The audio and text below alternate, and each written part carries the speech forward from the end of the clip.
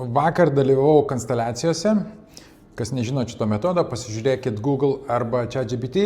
Ir noriu pasidalinti tokią idėją, kur vedlė konsteliatorė pasidalino proceso metu ir man labai surezonavo ir noriu perduoti jums, kad jeigu turi konfliktą su protėviais, su tėvais, su seneliais, su proseneliais, kažkur yra kažkoks kaltinimas, ten nedavė, ar ten senelis, ar kažkas paliko žmoną, ar kažkur yra to konflikto likutis, kažkokia kaltė, gėda, kažkas nešvaraus buvo ir dėl to jautiesi blogai, tai ta idėja yra tokia, kad vyro ir moters sueity, nors ir trumpai, tai buvo meilės, tai buvo laimės periodas, nors ir trumpas.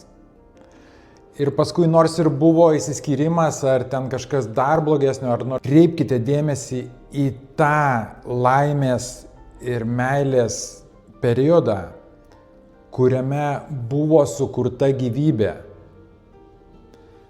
Ir uždėkite akcentą į tai, nes auginkite tai kaip sėklą ir jinai išaugs į medį, nes iš negatyvo auga piktžolės. Ir jos auga pačios, jų sodinti nereikia. Tai kai sodina dar piktžolės, tai jos tiesiog vešli jūsų galvoje ir jūsų širdėje.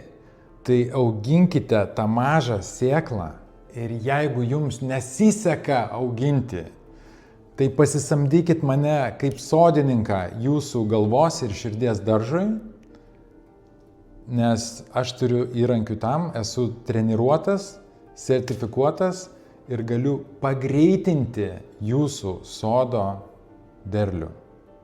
Tu žinai, apie kokį sodą aš kalbu?